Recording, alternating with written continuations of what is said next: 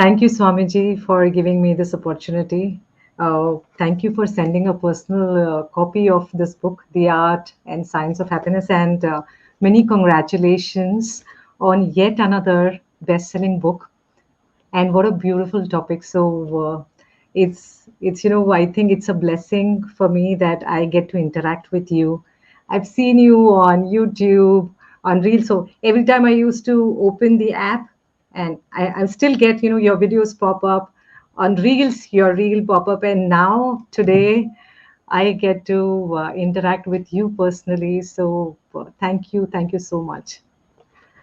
Well, Sweta, it's a pleasure to be speaking to you. I went to your website and saw a couple of your videos, and I loved your positivity.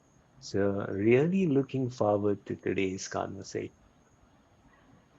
Thank you, Swamiji. With your blessings, can we start with the interaction? Definitely. Thank you. For all the viewers, I would like to share that if you stay till the end, Swamiji has something amazing, a surprise for you. So, stay tuned while we journey across in this, through this book of happiness, the art and science of happiness, how we discover ourselves through this journey. I've prepared some beautiful, I have read parts of the book. Me and my daughter enjoyed it and learned a lot. I had some questions from the book. Now, my first question is many people their idea of happiness is different, and some are behind more money, something more status, more recognition is going to give them happiness. And it's like they're moving from one goalpost to other, and by the end they realize that, oh, I missed it.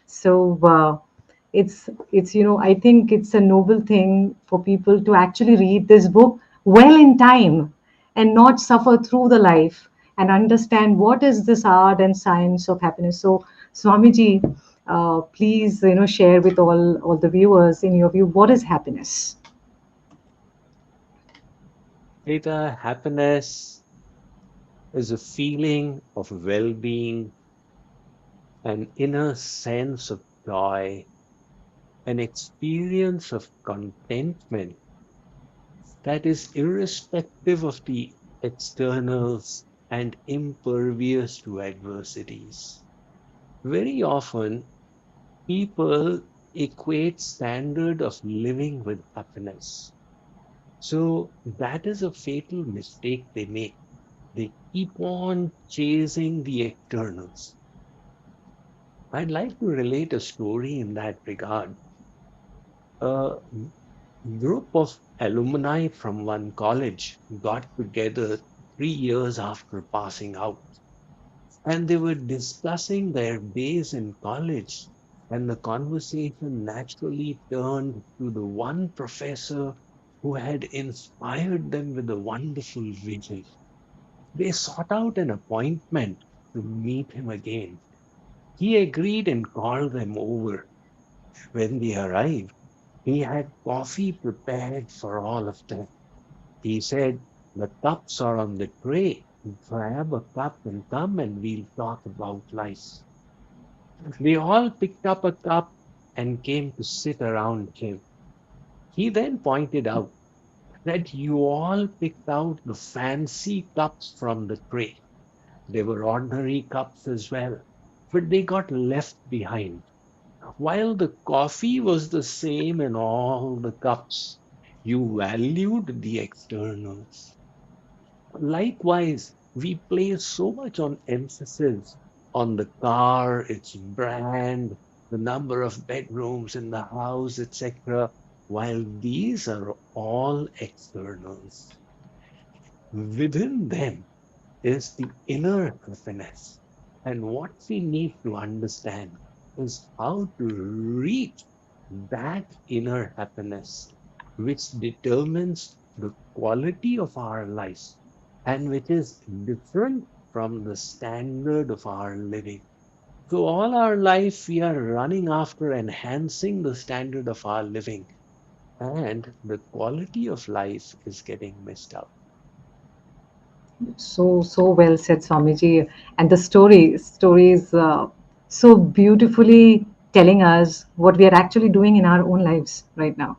So, related to that question only, how can individuals cultivate happiness from within instead of looking outside, regardless of external circumstances? How can they cultivate that mindset to look for happiness within? Yes, Rita, real happiness is within us. The external happiness, if we tie up our joy with outside things, then we are always dependent upon the externals. And that puts us in a state of need. I need my neighbor's behavior to change, then I can become happy. I True. need my family members to be like this, otherwise, I'll be unhappy. So, the problem with this is that the externals can also turn on our unhappiness because we have decided my happiness depends upon them. Instead, if we can search for happiness within ourselves, we then become independent of the external. And to reach that inner happiness, we strive for two things. One is strive to be a better version of yourself. When you're struggling to improve yourself, it makes you feel good about who you are. And when you feel good about yourself, now neurology says there is a brain chemical that is secreted, serotonin, which makes you feel good from within. So try and be good. And the second is when you align your efforts with a higher purpose in your life, that effort makes you feel good at the end of the day. I liked what I did today. That is why when we be good and when we do good, that is the way to feel good from within. Beautiful, beautiful. And what a beautiful way and a simplified way to understand how do you find happiness from within. Thank you, Swamiji, for sharing it so simply. How do you find it? And two things only. One is work on yourself, make yourself work on becoming the best version of yourself and have a purpose. So Swamiji, I read your story, how from IITIM corporate journey to actually becoming a monk. Also, in your book, you've given the fulfillment curve. Okay, so how does someone find the purpose? I've seen people actually through their lives, they don't know what they are looking for every day when they get up, or get up from their bed. Purposeless life, headless chicken kind of thing. And for me also, uh, I have been similar journey. Like, I'm an engineer, and then I did an MBA, worked in corporates, and suddenly, like the fulfillment curve you cover in this book, I realized, I also had the same thing. And then I went into anxiety, depression, that there's nothing more in my life. And then I quit it, and then finally found my purpose of helping people with their books. So, how can people find purpose in their lives? Okay, if you can help Mhm. people, that would be great. Yes, so Shweta, I have referred to this fulfillment curve in the book, which was presented by Joe Dominguez and Vic Robbins, which explains the correlation between money and our experience of happiness. So, in the first instance, when money is meeting our basic necessities, then any further increase in the income definitely enhances happiness. But then, as we have met the basic requirement, and now the additional money is meeting our comfort need, the correlation then reduces. So the curve starts flattening out. And when the comfort needs are met, you've got the mobile and maybe your transportation, etc. Now additional money goes to meet the luxuries that you need. There the curve flattens out even further until it reaches a sweet spot, beyond which now, as the money increases, it only adds to the complications in your life. You have to take care of so many things and keep an eye on so many others. So then your happiness starts decreasing as your income increases further. That is why the ancient philosopher Seneca said that money is yet to make anyone rich. Now you run after money and realize that the happiness is not coming. And where do you find it? Later on, you realize that what really fulfills us is finding that higher purpose. A higher purpose is the chief motivating idea in our life that gets us going. If we wake up in the morning and feel excited, ah, yet another day to live and to strive for what I believe in, it means we have a purpose beyond ourselves that we truly believe in. And if the moment we wake up in the morning, we look for low value entertainment on the media, it means we've not yet found the purpose. So I am so happy that you have found a purpose in your life. For someone who is struggling to find that purpose, here are some tips. The first is ponder over the bigger questions in life. Why am I here? Why is this world existing in any case? What is my relationship to all things? What truly gets me going, etc. The second, sometimes you can transform adversity to your advantage. And many people find that adversity becomes the springboard for them to discover that higher purpose. And the third way is to go through books of wisdom, like the Bhagavad Gita, etc. That also becomes very helpful for people. Wow. Wow. Thank you, Swamiji, for giving that simple yardstick of finding whether you found your true purpose or not. Okay, simple. When you get up early, from your bed, where are you focusing? And you would know whether you found your purpose in life or not. Wow. I never thought in that direction. So, and the ways to figure out, if you have not found, how do you find your purpose? Amazing. Amazing. So, Swamiji, my daughter, also read this parts from this book when I was reading this book with her, and she found the story of Michael Jordan very, very inspiring. I was narrating this story from the book, reading along with her, and she found it so inspiring that she had a test next day, and she was like avoiding it preparation for that test. And when she listened to the story of Michael Jordan in a chapter on success, happiness and success relation, uh, she really was inspired, and she did her studies like this quickly, and she's like, even I want to be like that. So can you please elaborate this formula of success for all our viewers? Yes, we have this notion that if I become successful, I will then be happy. So we tie up our happiness with a destination beyond, and we keep struggling to reach it while the journey is painful. And what I've explained in the book is instead, if you keep a happy attitude, it will unleash the creativity of your mind. But in the case of Michael Jordan, it was his positive mindset.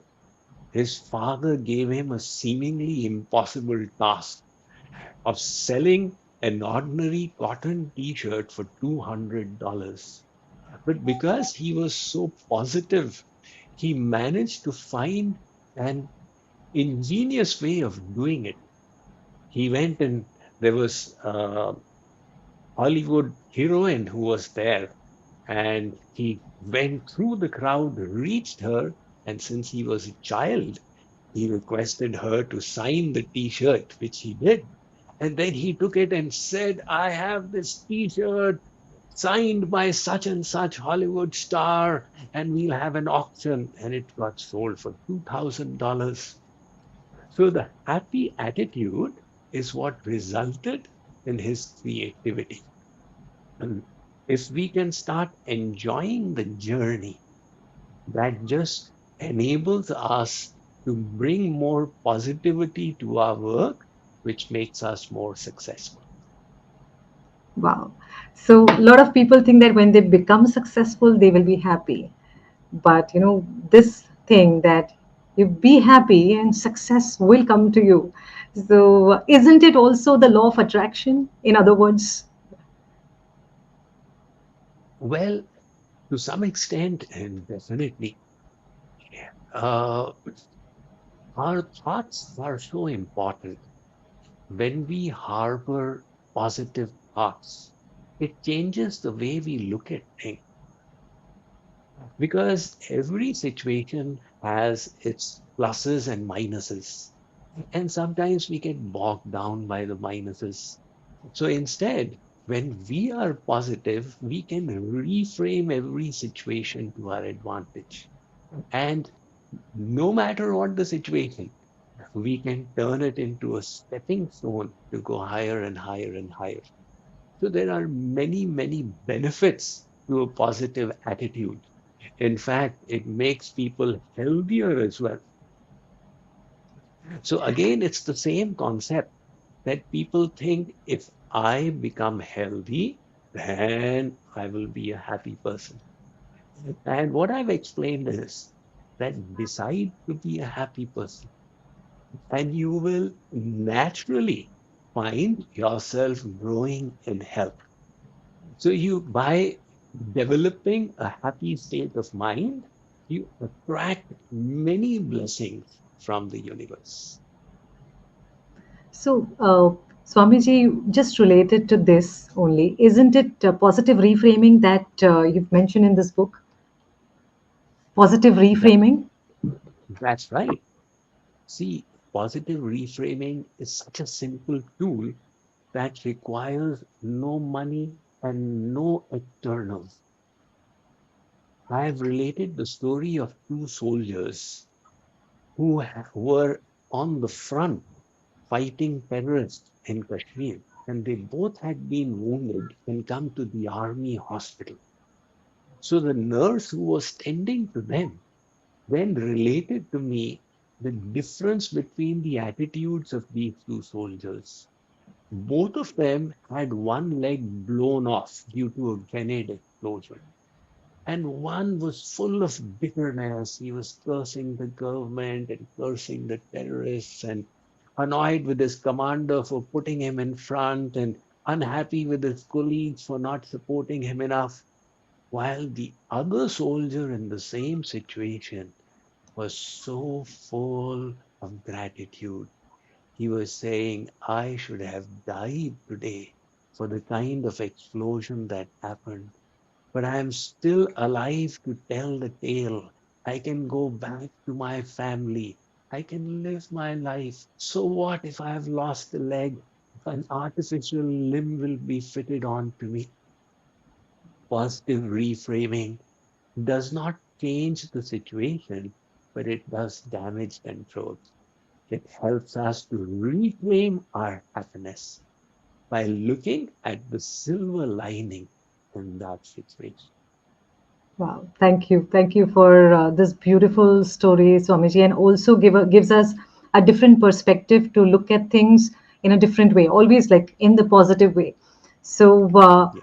Swamiji, with respect to this only, just a continuation to this is when we start seeing things in a positive way, how does our body change in with respect to energy, vibration? Is there any shift the way we look at things, and that is why we attract similar things? Is it? Uh, If you are asking for the impact on health, there's a tremendous impact. We don't realize it, but there's a huge connection between the mind and the body.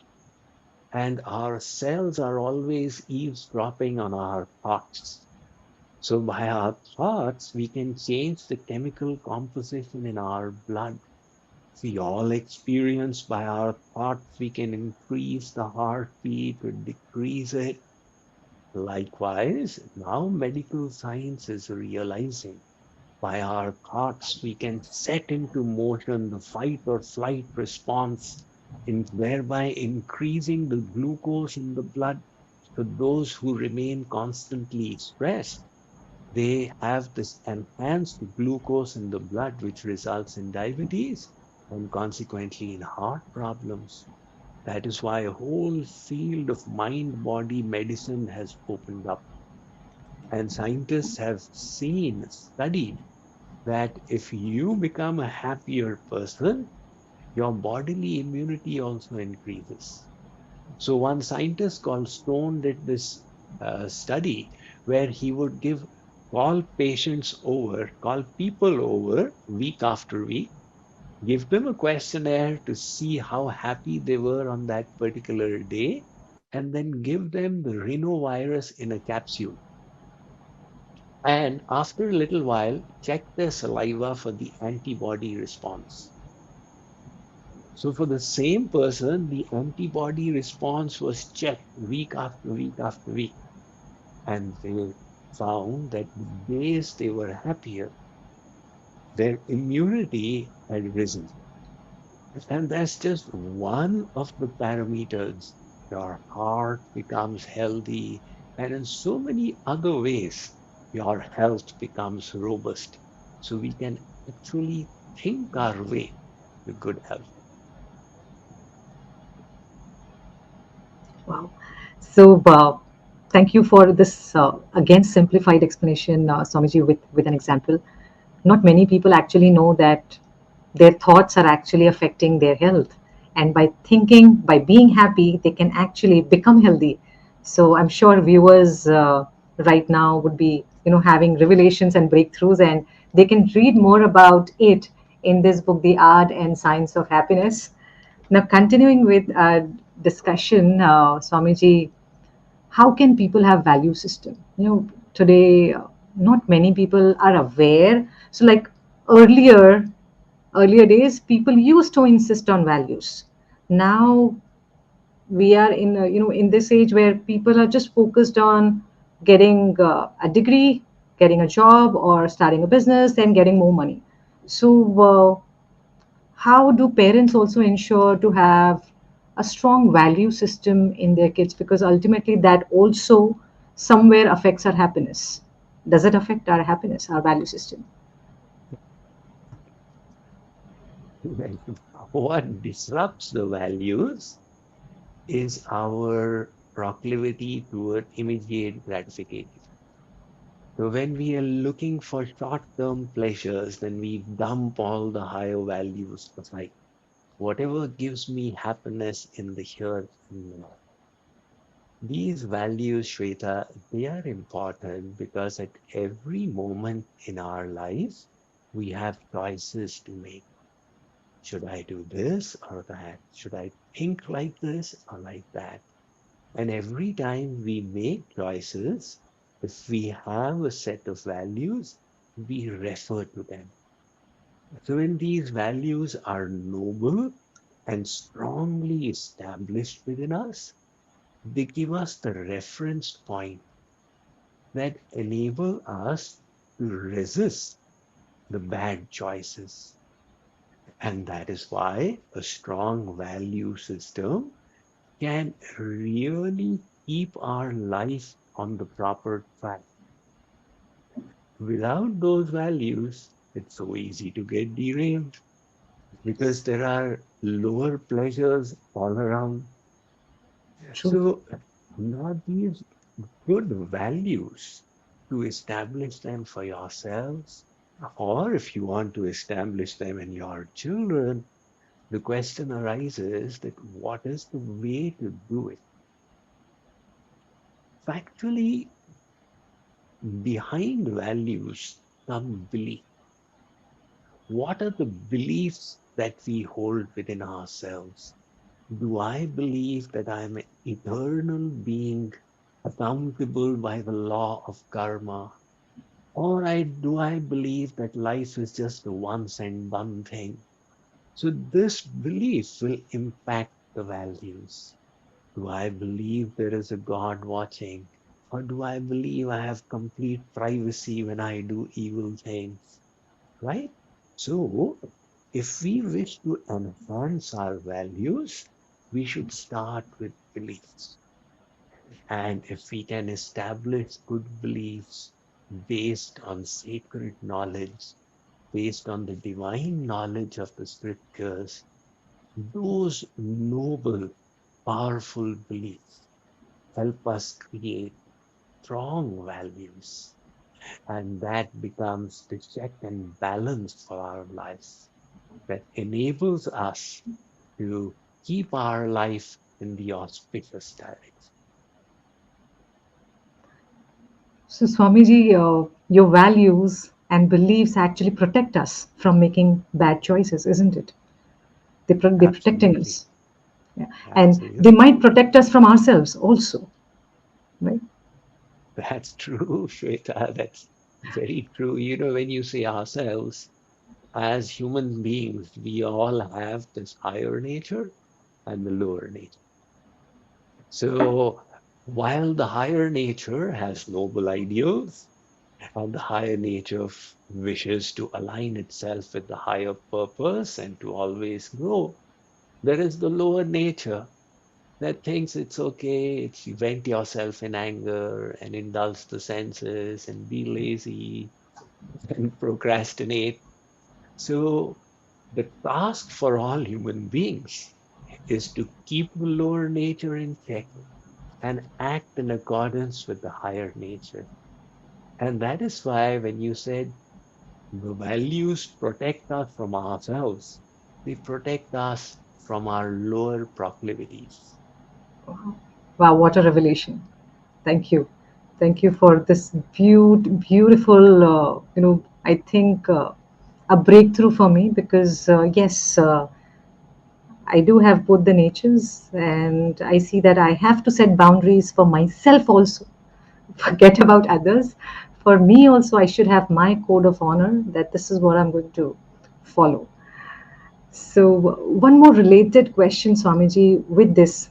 I had this question, from a long time that do we carry our values and beliefs to our next birth? And does that mean that, if we do, that are we carrying beliefs and values from our earlier birth as well? We do, in fact. You find such differences among children from childhood itself. In fact, two children who may be identical twins born to the same parents, you find them veering off in different directions. Now, this cannot just be explained genetically. Our Vedic perspective is that the soul is eternal, and what we are calling death is merely the discarding of this mortal frame, the physical body. But there are two bodies that accompany the soul after death. One is the subtle body, which includes the mind and intellect, and this other is the causal body, its sanskars or tendencies of endless lifetimes. So our beliefs, they do in some form continue with us. If we were fortunate enough to develop a firm conviction in line with the truth and develop those good beliefs in the next life, God directly gives us those sets of beliefs so that we can continue our journey from there. That is why if any good effort we put in this life and gathering divine wisdom and creating beliefs based on that, is never lost. It goes along with us in the next life as well. Wow, Swamiji. So people shouldn't be after money. They should be after values, beliefs, spirituality, divine wisdom, isn't it? See, that is the thing that people are just thinking short term. How much money do I have? But then they don't realize the day will come when they leave it all behind them. So, what is the wealth that will go along with us? Those who are intelligent, they think long term in this life, but let them be even more intelligent and think beyond this life. Wow. So, that is why this world, the saints say, look on this world like a hotel. When you go and stay in a hotel, you don't care too much about the color of the curtains in the room because you're going to be there for 2 nights. How does it matter? You will be off. Likewise, meet your needs in this world, but make it your priority, your value system to focus on those treasures that will continue with you life after life. Wow, very, very inspiring, Swamiji. So, one, question with respect to that is, when did you realize this particular thing? Like, was it while you were in your job or much earlier than that? Yeah, I was, while doing my engineering, I was kind of unmotivated by my studies. It never inspired me. And I was a laid back student. And I was dragging my feet along and doing the needful, but not with that sense of enthusiasm because I did not connect that, I did not find in that a higher purpose. At the same time, I used to practice meditation, something that I did all through my engineering. And then when I started the MBA course right after engineering, all of a sudden I became philosophy. Now, that was probably some stars from the past. And these questions became very important to me. What is my goal in life? And where is the real happiness that I seek, etc. And at that time, I came in touch with the Bhagavad Gita. But that gave me the wisdom I needed. And then devotion became my primary focus through the management studies. And I decided that this is the goal of my life. So finally, I did work, but it was only for 3 months. And at the end of 3 months, I decided that this does not align with the purpose I have determined for myself. And being young, when you're young, you don't think too long. We have the audacity to make quick decisions. And I said, just take the leap, left it all. Thank you for sharing this, Swamiji, with me. I think kind of a blessing for me to hear it, one on one from you, sharing, your story with me. Thank you so much. Thank you. So, continuing Sure. with this. So, Swamiji, in this age of social media and internet, information at our fingertips, like so much available, how can people sail through it for knowledge, for wisdom? Because there's so much distraction that people actually get overwhelmed. Like they know everything, but they're not doing it. So, can you give us some practical tips for people who are overwhelmed by this knowledge, by this information all around them? Yeah, uh, technology is like a two-edged sword. There's tremendous potential in it, and at the same time, it comes with dangers. So, on the one hand, the internet has provided us access to more than the information that would be contained in 500,000 libraries right at our fingertips. At the same time, there are an equal number of distractions that are now accessible. The people who are searching for information, they are very vulnerable to getting distracted. And distractions are probably, I would say that this is the most distracted generation in the history of humankind. So, in this situation, we must recognize the vulnerability that we have and take steps to ensure that we cover up for it. So,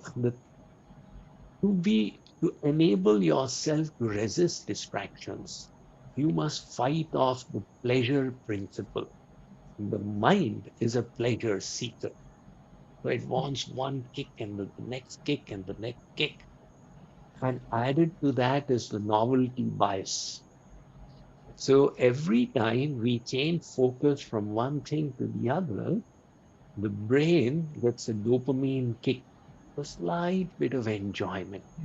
Yeah. And that is why, the world has moved from the time when people were looking at 3-hour movies to 20-minute YouTube videos, and then now Instagram, and then you just keep flicking the Instagram.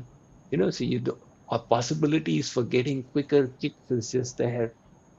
So to we must increase our immunity to these by stomping out this pleasure nature of the mind, by growing our self control. If we can train our mind in being more self disciplined, then we can resist the low value pleasures and seek the higher pleasures, chasing which will help us develop our character, which will give us that inner sense of happiness. The Bhagavad Gita explains, Sri Krishna says, he tells Arjun, भोगैश्वर्य प्रसक्तानां तया परिषति चेतसां व्यवसायत्मिका बुद्धि समाधौ न विद्यते. Look, Arjun, if your intellect has got innumerable branches and is seeking pleasures, then the firm resolve to reach your goal will not take place. And if you can make your intellect resolute, single pointed, this is what I want, then you will develop the strength to resist the distractions and the lower pleasures. We need to work on both strength, illuminating the intellect with wisdom, and training the mind in self control and self discipline. Self control. I'm sure a lot of people might be struggling with that, self control. So, how can actually people work on strengthening their self control, Swamiji? Sure. Neurological science has revealed that there's actually a portion in the brain that gets fired up and enables us to engage in self control. This is the prefrontal cortex. So, that prefrontal cortex provides us with three abilities. The first is I won't, which means there's a lower pleasure available, but I have the ability to resist it. So animals don't have these abilities. The prefrontal cortex is given to human beings. And the second is I will. There's something uncomfortable or involving austerities, but in line with my higher purpose and values. So I will do it even though it is difficult. And the third is I want awareness of my higher goals. All of these are coming from the prefrontal cortex, which is special to the human brain. Interestingly, that prefrontal cortex can be grown through exercise. So, just like you go to the gym and develop muscles through repeated exercise, you can actually engage in this exercise of self control and enhance the prefrontal cortex. So, the simple takeaway is that the more you exercise your willpower, your self discipline, the more it grows. Each time we resist the pleasurable and go for the one that is more meaningful, we are growing in self control. And each time we know something is wrong, and yet we succumb to it, our willpower decreases that one little strand. So we can grow it or decrease it by our repeated actions. Wow, this is so amazing. How many of you feel that you would want to watch this video again? I won't, I will, I want. Simply, in these three sentences, you've explained self control. Thank you, once again, Swamiji, on sharing how people can develop self control. So, Swamiji, what is your daily schedule like? Do you exercise as well? Yes, Shweta, being always engaged in traveling, I realized a long time ago that exercise will be vital to me for retaining my health. That is why I do ensure that I exercise for about 1 hour every day, 5 to 6 days a week. Apart from that, I was very sincere with my daily schedule until about 20 years ago, when the demands on my time became just so much. And about 4 years ago, they increased even more. So right now, there's a morning program, an evening program, in person, and then usually a Zoom program. And apart from that, the 150 different organizations in the JKOG umbrella, there are things to take care of, emails, messages, counseling, consulting, problem solving. So the way I do it is once the needful is done, then the time that remains, I utilize it for my meditation, personal sadhana, and I've developed the flexibility. Earlier on, I had to meditate and do sadhana in the morning alone, but with a little mental adjustment, I can now do my exercise also any time of the day, whatever time is available. And the same with my personal spiritual practice. Wow, that is truly self-control, right? You're able to work around you, so you're helping people, you're living your purpose, as well as you're taking care of yourself as time purpose. So that's amazing, Well, Swami. it's so kind of you. I do believe that I need to be a profitable servant of God. He has bestowed so many blessings, and what I do, I still feel humbled by the fact that I should have been doing much more. So we always keep that attitude and keep striving to grow. I think that is what is humility. Thank you, Swamiji. So, Swamiji, did you also have some unhappy experiences in your life recently? And if you had, then what did you do? So, this is with respect to viewers that they have unhappy experiences in their lives. So, what they should do in such circumstances? Uh, When you have a family of about 10,000 devotees who are directly in touch and who are communicating and looking to you for advice, and you're a part of their journey, then there's always something unhappy happening here or there. So there are always such situations and difficulties. However, for myself, I never bring an unhappy thought to my mind. And you will say, why or how? The reason is I've just trained myself to be solution oriented, just 100% practical. If rotating the problem in the mind is going to help, then I'll definitely do it, but it doesn't help.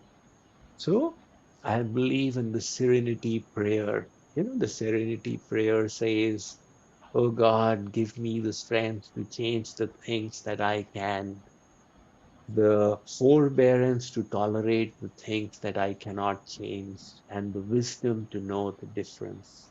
So, no matter what the difficult situation, I always focus on the solution, and this prevents any negative thought.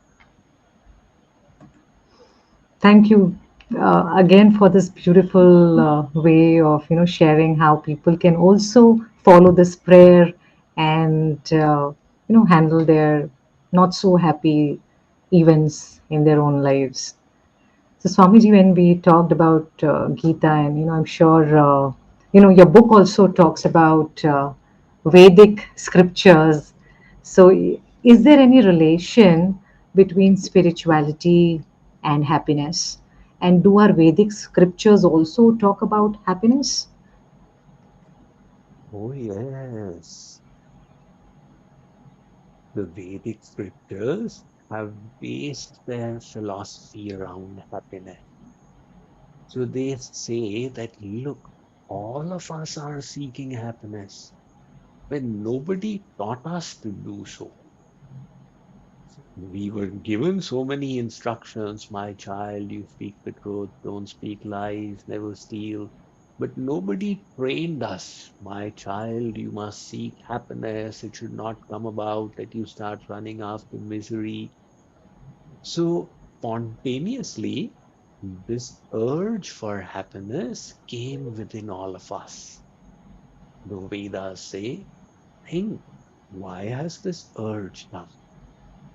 And they give the answer that the Supreme is an ocean of happiness. Anando Brahmeti Vyajana. And you are a little fragment of that ocean of happiness. So every fragment is naturally pulled towards its source. It's like the gravitational force of the earth that pulls the things to itself. So, likewise, this urge for happiness is actually coming from our source, which is God. And that will find its fulfillment when we achieve the Supreme. In the meantime, we have varieties of options available for happiness in this world. And the Vedas tell us that, look, there is one kind of happiness and there is another kind. So there's tamasic happiness, the happiness of the mode of ignorance that you get from intoxicant. It also gives people happiness, so much of happiness they can't resist it. But the Vedas say, look, the consequences are it'll plunge your soul in darker ignorance. And then is the happiness of Rajogun, the mode of passion. This is what you get from the indulgence of the senses. So it does delight and thrill, but never fulfills. So at the end of it, you're again left with the wanting, and again you fulfill the senses, and again left with wanting. Either you can keep chasing it all your life, or decide that let me go for a higher something. And beyond that is the happiness of the mode of goodness, sattva gun. This is the happiness you get when actually the mind calms down. You start developing virtues. You develop the quality of compassion and cultivate knowledge. So that sattvic happiness gives a measure of fulfillment. But the soul is still not completely satisfied. And the soul says, I need something even deeper. So the kind of happiness the soul needs has three attributes to it: Sat and Chit and Anand. Happiness that will always remain, which is Sat, eternal. Not one that comes, went to the discotheque, it came and then went away the next day. So the kind of happiness that will remain. and the kind of happiness that is ever fresh. Otherwise, you see a newly released movie and get this thrill, and then your friend says, let's go and see it again. You say, oh my God, what a torture. So the happiness is decreasing. But our soul says, I want a happiness that is ever fresh and that will be infinite in extent. Now, for example, somebody chases the dream of becoming a millionaire, or let's say a billionaire, and becoming a billionaire, he says, I finally made it.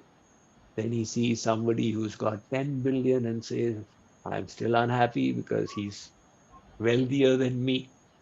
So the Vedas say you are looking for infinite happiness.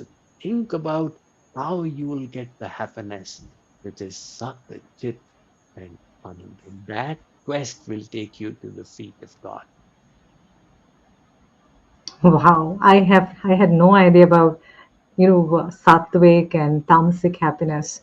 So how can people get Yeah. Satchitanand? How can people get that eternal happiness? Yes. That's the, yes. How can they get eternal happiness? Although we are the soul, we are bound by the mind. Our consciousness is at the level of the mind. And that is why the mind kind of it plays an important role in our happiness.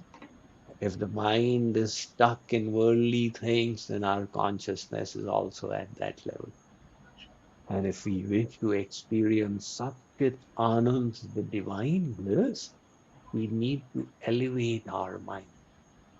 That is why the ancient holy texts had said, Man eva manushyanam karanam bandha mokshayo. This mind is the cause of bondage, and the mind is the cause of liberation. The mind that is attached to material things will keep you in bondage, while the mind that is attached to the Supreme will take you out of this material bondage. So, if we wish to experience divine bliss, we must keep on purifying our mind. Wow, beautiful, very beautifully. And I'm sure people who are watching this right now, even they are having goosebumps. And you talk about this, in detail in this. So people, if you have yet not, if you've not yet purchased this book, go ahead, grab a copy, because this is going to transform your life. Thank you, Swamiji.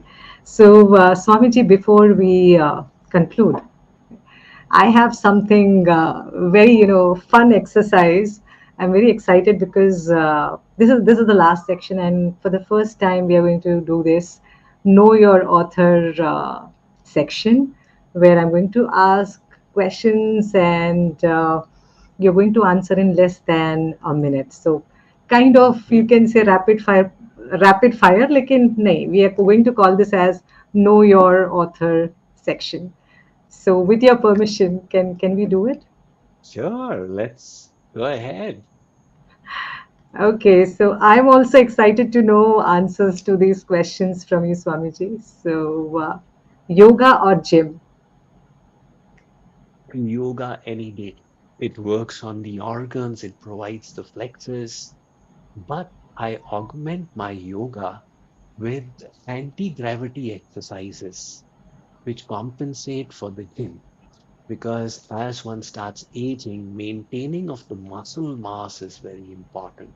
So along with yoga, I have also incorporated anti-gravity exercises. Wow. Book or meditation? So, for some people, reading a book could be meditation, but yes, for you, book or meditation. Meditation is a far deeper experience for me, but after the meditation, a book can no doubt nourish the intellect. Thank you. So that's fascinating. Now the next question is your favorite food. You may not believe it, but anything that is health.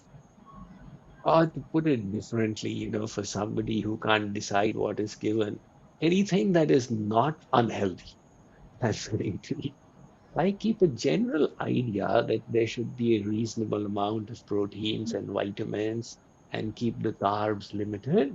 Apart from that, I'm not particular.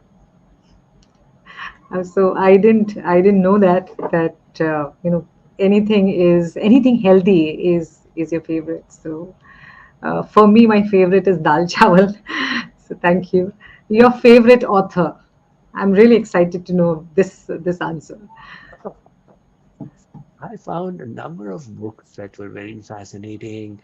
When I was in school, I loved Rudyard Kipling's poem If. And then later on, I loved Zen and the Art of Motorcycle Maintenance. And then I also read The Alchemist by Paulo Coelho, etc. But my all-time favorite was, of course, the Bhagavad Gita.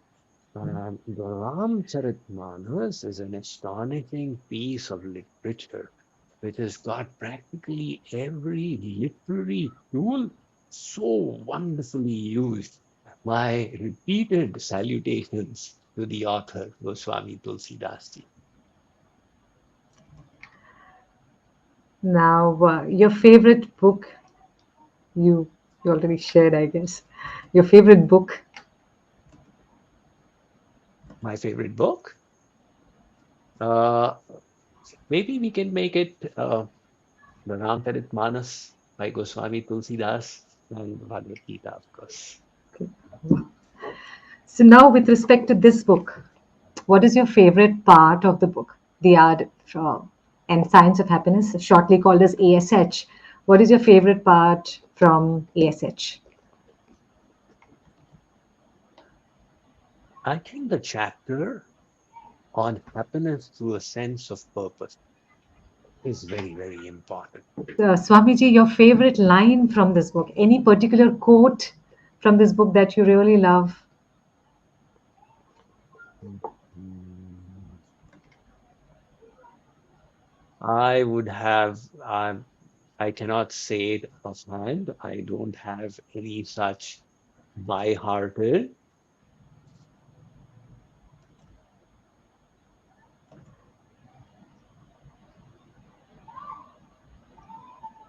Since we are all searching for happiness, where we decide our happiness lies is a very important decision we make, for it will determine the direction of our life. Yes, beautiful, beautiful. Uh, Actually, you can say the whole existence of our life is depending on where we think our happiness lies. And wow, thank you for sharing. So, was it the book first? Like you came up with the book first or the title first? This was a request from Penguin to write a book on happiness. So they did not give the title, they just gave the theme. And then I said, okay. And I put the book together and then decided what the title would be. So finally finalized this after the book was complete. Which chapter you had lot of discussion or disagreement with your editor in this book? Any chapter, particular chapter where you had a lot of discussion on? No, it's Sweta. Actually, the editors have been always very kind to me for all my books. So usually they don't ask me to change things. It is more of a proofreading, looking at the syntax, the grammar, etc. In some places where I quote a study or let's say an example, they want nowadays to become very particular for the source. So they insist you need to give a source for this. And that sometimes becomes a to and fro where I say, what is the need of a source? This is pretty obvious. Everybody knows it. But then they insist, no, you have to give a source. So that's about the only tussle that happens. I think that is a But must. having said that, my editor for this book is Gurleen Kadda. and she has been extremely gracious. She was the one who suggested this topic, and she also worked with me on Power of Thoughts, which was released last year. So, deep gratitude to her for her contribution and role in this book. Now, how many words were chopped off from the first draft in editing? Like we generally write a lot and then it gets chopped off in editing. So, do you remember the word count of the first draft? Yeah, so the editing by myself, like it was not by the editors. Yes, I did gather about content, and then when I first put it down, it was about, let's say, 65,000 words, and then about 15,000 words got chopped off. But once I submitted the draft, then it was just little corrections here and there, and no Wow. chopping off of words. So, are you planning to release those 15,000 words? I'm sure they must be also very valuable. So, you're planning to release in some kind of ebook? Well, Shweta, what I tell people is, being a communicator for last so many decades, I have seen that when I speak and if I put in an extra sentence, it kind of decreases the connection with the people. So brevity has become even more important in today's world. And Yes. likewise, it is with the writings as well. If there is any extra sentence or any extra paragraph, people tend to tune off. True. And that's why I True. always like to work with brevity. Absolutely. Anything you want your viewers to know about making of this book?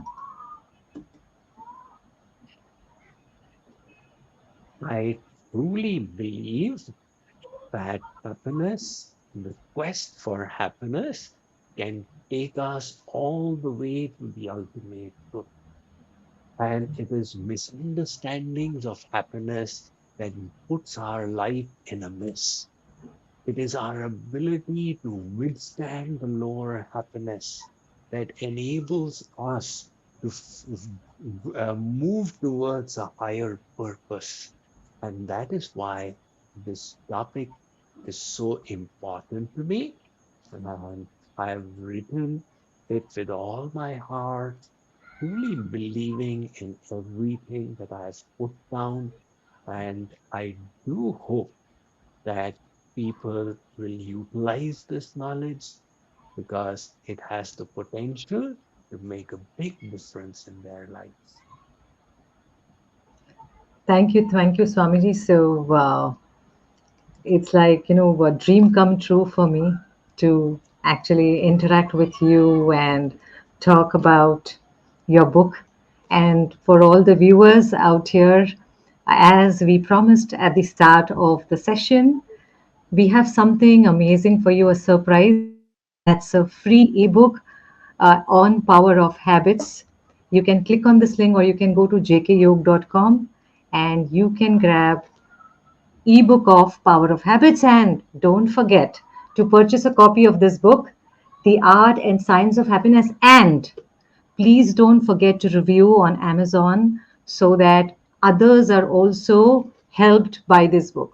So, thank you once again, Swamiji, for this wonderful, fascinating discussion. I learned a lot from this, and I am forever thankful. So nice of you, Shweta. Yes, I believe that suggestion came from you to our JKO volunteers that there must be some giveaway. And then they told me that Shweta has given this suggestion. So I said, definitely, we can give out the e-copy of The Power of Habits. Thank you for the suggestion, Shweta. And I hope people It's, I think, listening so far, they utilize the suggestion. No doubt it's been a great pleasure speaking to you. I wish you all the best in your purpose in life. And thank thank you, you. Swamiji. At your service, for any of your book or any way I can support you in your purpose, I will be happy. And I look forward to more interactions with you for your Thank you books. so much, Sweta. It's been a pleasure speaking to you. And when I come to Mumbai this year, we must meet in person as well. Yes, definitely. I would love to meet. I mean, already manifesting, so so lovely. Namaste. Thank you. Thank you. Radhe Radhe. Radhe, Radhe.